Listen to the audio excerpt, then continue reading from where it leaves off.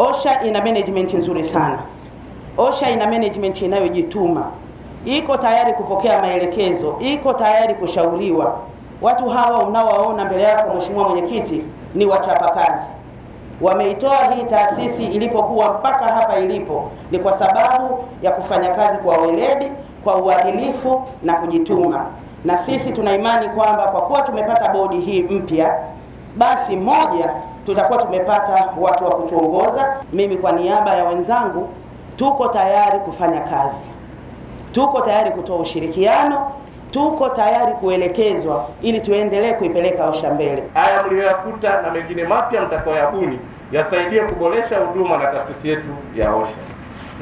Ndugu mwenyekiti na wajumbe wa bodi, mmekuja kwa wakati sahihi, na naomba nichukue nafasi hii kukupongeza mwenyekiti pamoja na wajumbe wote wa bodi mpya kwa kuaminiwa na kuteuliwa kushika dhamana hii muhimu ya kuishauri management ya OSHA. Hongereni sana kwa mara nyingine. Bodi hii imekuja kwa wakati sahihi.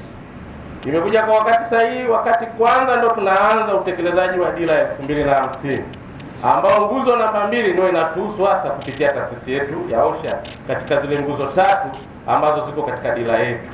Lakini kubwa zaidi, mmekuja wakati ndo tunaanza kutekeleza mpango wa 4 wa maendeleo wa miaka 5 wa taifa ambao ulipitishwa mwezi Januari mpaka Februari pale bungeni.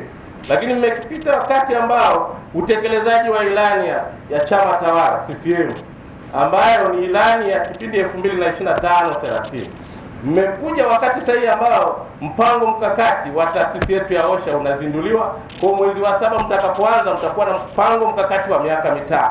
Kwa hiyo mmekuja mkiwa na tools zote.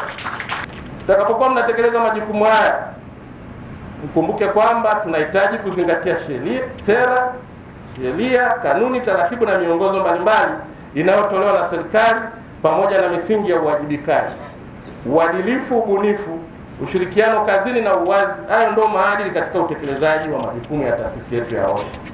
Ni jambo jingine kubwa, ndugu mwenyekiti na wajumbe wa bodi, ni wasisitize wakati mnatekeleza majukumu haya ni vema mkajizatiti katika kusimamia sera, sheria, miongozo inayoongoza na kutoa nafasi kwa management kutekeleza shughuli za utendaji za kila siku. Nanyi muendelee na jukumu la ushauri na usimamizi ili kuimarisha utendaji wa kazi bora kwa kila mmoja kutekeleza majukumu yake kwa nafasi yake pasipo mwingiliano.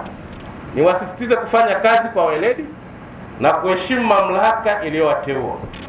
Niwakumbushe kuwa kama bodi nimesisitiza sio watendaji wa shughuli za kila siku za OSHA, bali ni washauri katika maeneo kama yalivyoainishwa katika sheria husika.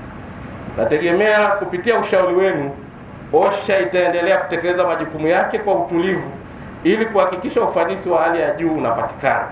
Hakikisheni kuwa mnalinda mafanikio ambayo tayari yamefikiwa, na nimewatajia walau kwa machache, mengine mengi mtayapata kwa kadri mtakapokutana na management. Na niwaombe sana bodi mpya ambao mmeaminiwa kuhudumu katika kipindi chenu kilete chachu na mafanikio zaidi, ili baadaye mtakapokuwa mnajifanyia tathmini ya kwamba tumemaliza kipindi chetu cha bodi, mseme kwamba tunahesabu, tunaweza tukasema katika kipindi chetu tulifanya mafanikio 1, 2, 3. Na mimi ningetamani iwe hivyo. Mheshimiwa Waziri, tumepokea maelekezo yako